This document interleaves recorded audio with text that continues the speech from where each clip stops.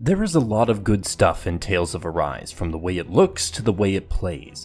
Tales of Arise had a tall task ahead of it upon release, trying to live up to the expectations of an eager fanbase and the most attention a Tales of game has ever gotten prior to launch, at least based on what I've seen. While the game is not the masterpiece it potentially could have been, I'd say Tales of Arise mostly succeeded at following up on Berseria and charting a new potential course for the series moving forward. Tales of Arise is an action JRPG developed and published by Bandai Namco and is the first new entry to the Tales of series since Tales of Berseria back in 2016 for Japan and 2017 for the West.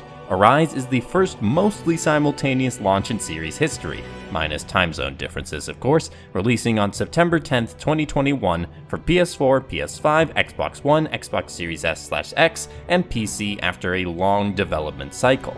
The game was originally scheduled and announced to be coming out in 2020, but as with all things 2020, that did not go to plan. Although it appears that it is not solely attributable to the global pandemic, as the game reportedly had a lot of quality issues during development. The wait certainly didn't hurt the excitement of fans new and old, as upon release Tales of Arise became the fastest selling game in series history, hitting over 1 million sales in under a week. Coupled with the favorable reviews, lots of 8s and 9s but no 10s, which seems right to me. Tales of Arise came out of the door swinging and appears to have justified the longer than usual wait in between Tales of games. Who knows, that may even become the norm for the series from now on. That's just speculation though. Let's talk about the story of Tales of Arise. Tales of Arise is set in a universe with twin worlds, Dana and Rena. Prior to the events of the game, Rena used its technological superiority to invade Dana and subjugate the Danans for the past 300 years, forcing them to harvest Dana's natural resources. The Renans have enforced their rule for that time via powerful lords and monsters called Zeugles along with their standard forces. You play as Alphen, a Danan originally called Iron Mask because, well, you can guess why, who has amnesia. After a chance encounter with a Danan resistance force and a mysterious Renan woman named Xion, Alphen joins with Xion on a quest to overthrow the 5 Renan lords controlling Dana.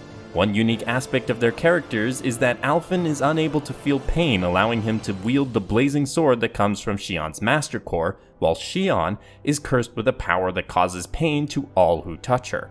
Alphen and Xion need each other in order to succeed at defeating the powerful lords and breaking the chains of Danan oppression. But it is a bumpy ride at times, even with various allies joining them to help, as the tensions between the Danans and Renans are not limited to just the wider plot. The story to me is the weakest part of the game. It's not because the story doesn't have good moments. There are some great moments throughout the game, and especially some emotional ones that hit hard. However, inconsistency prevents the story from achieving the heights that may have been reached with some more thoughtful writing. The game's story really tries to tackle some dark themes with the enslavement of the Danan people and the conflict this brings to the mix of Danan and Renan characters in the party. It simply didn't work, especially when looking at the larger trends, but the individual character moments still did for the most part. Ultimately, the characters are the saving grace of the story. There are some excellent characters in here, and even my least favorite of the cast has their moments. The personal stories of the main cast engaged me far more than the overarching story, and while the world building is mostly good, I feel the story, in the interest of telling an epic story, missed the chance to tell a cohesive story. While the story is my least favorite aspect of Arise, that is not to say that this is a bad game in any way, because the gameplay of Arise is superb. The main way Arise advertised itself as a jump for the Tales of series was in its gameplay, and I want to start that discussion with the combat. Arise keeps up the series' standard linear motion battle system, where you take up to 4 characters into battle against a group of enemies and use arts and attacks in combos to defeat your foes. Some of the arts have elements based on the 6 astral elements of the game: fire, water, wind, earth, light, and dark, that can exploit weaknesses. On top of the basic moves, you can also activate overlimits, allowing you to do as many attacks as you want without regard to your arts gauge. This can also lead into a big attack called a Mystic Art. All of this is very familiar for fans of previous Tales games. The main combat additions then include Counter Edge, Boost Attacks, and Boost Strikes. Counter Edge is the new ability that comes from a successful dodge of an attack. You can then do an attack off of the dodge that is your counter attack. It can deal quite a bit of damage along with potentially interrupting the enemy's attack pattern. This feels great to pull off, by the way. Boost attacks are specialized personal attacks that you can prompt once a specific character's boost gauge has filled up, regardless of whether they are in combat presently or not. These boost attacks can also be used at specific times or against specific enemies to give you an advantage. For instance, Rinwell's boost attack will interrupt enemy arts, while Shion's is especially effective against flying enemies. As you keep hitting enemies, you can also get to the point where you can finish them off with a boost strike, a powerful duo attack that can also deal damage to surrounding enemies and looks very flashy too. Arise has to be my favorite Tales of Combat system ever. The game flows in a way that Berseria and Vesperia never achieved to the same degree. When my party is really feeling it, racking up those combos into the triple digits and pulling off multiple counter edges, I feel on top of the world. While the combat system gives you plenty of tools to take on the various enemies, that does not mean the enemies are easy, especially the bosses. Part of the fun though is pulling everything together to beat said bosses or particularly tough enemies, and it feels extremely rewarding to do so. As you go along, the improved abilities of your party will make the combat even smoother, so it feels like your party is improving in their ability to work together as you get deeper into the story, which gives a nice feeling of gameplay and story integration at work. The combination of numerous tools at your disposal, the way the abilities can be chained together, and the rush of taking on some really challenging enemies makes this combat system memorable, perhaps more so than even the much praised art of the game. The combat is my favorite feature, and made Arise an enjoyable experience every dodge of the way. On top of the combat, the skill progression system was revamped for Arise, and I found it fun to use. As you complete quests, perform abilities, and just explore in general, each party member unlocks titles. These titles will grant an automatic skill, and you can unlock a set of other skills with SP, skill points, accumulated over combat encounters, quest completions, and level ups. Once you've unlocked all of the skills in a title, you get a bonus to that character's stats. I really enjoyed this because there were so many abilities that you could pick from to build your party, and I found it a big improvement from the previous progression systems in Tales of games I've played.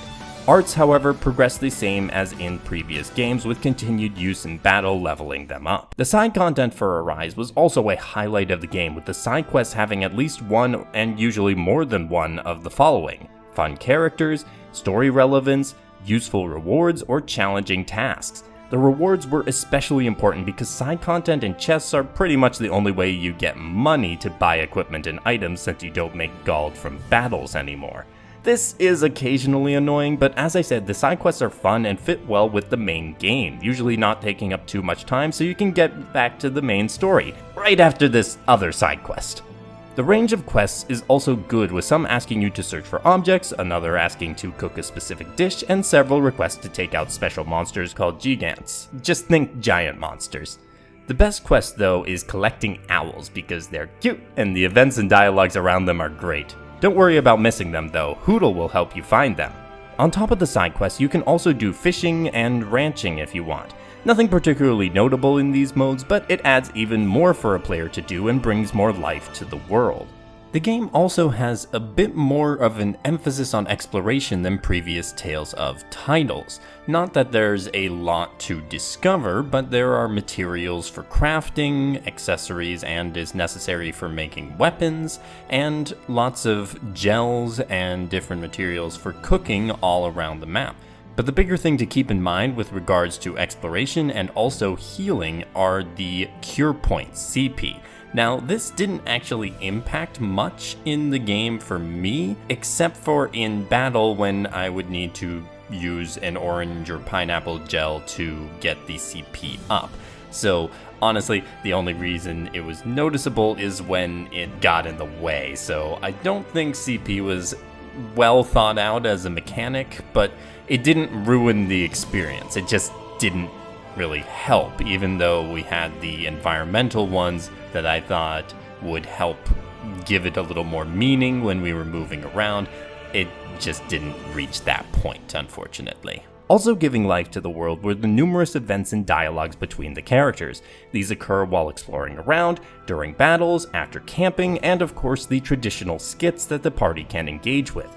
The skits remain amusing and occasionally insightful, while the dialogue evolved nicely as the bonds between the party grew and circumstances changed in the story.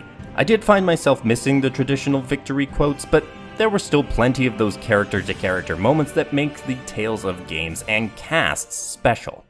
Perhaps the most evidently standout feature of the game, though, has been its art.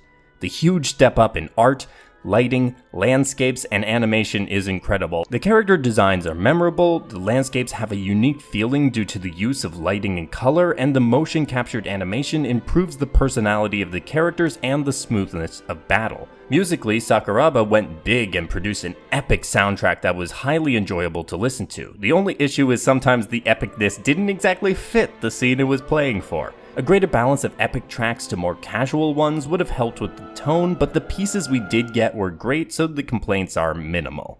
As for UI design, I do wish that the menus were tutorialized better for telling us certain things, such as how quests would be displayed, how to check and change control schemes, and how to change party members during battle. The menus were readable and had gorgeous changing background art as you progressed, and the important information in and out of battle was understandable and unobtrusive. So it really is just the explanation of certain important features that needed improvement.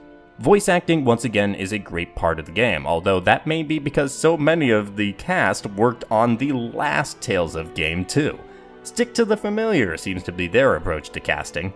Finally, and I feel I talk about this with every Bandai Namco game I play, there is a disconnect on several occasions between what the characters are saying and what the subtitles read as. This wasn't as egregious as I saw in other games where the meaning was changed, but once again it was noticeable, and I implore Bandai Namco to at least make a later patch to fix these errors. Tales of Arise was designed to be a game to appeal to players new and old, and that's generally what I saw from people talking about the game. I saw people who had never played Tales before picking Arise up, and while some older fans grumbled, understandably, about the loss of multiplayer and some changes, most seemed to receive the game positively as well. Arise really does seem to be the starting point of a new era of Tales of, and while the game is far from perfect, I'm very interested to see where the series goes from here. Arise is a fantastic game when it comes to the structure of the game and its presentation, and if it looks interesting to you, I encourage you to give it a try. Before you go and do that though, my channel's growth is dependent on the thorny mess of the YouTube algorithm, and the only way to fight through it is with likes, comments, and shares, so if you would be so generous to leave one or more of those, I would most appreciate it. Also, if you are not subscribed and wish to see more of my content, please hit the button, and I hope to see you all in the next video. Have a great day, and happy gaming!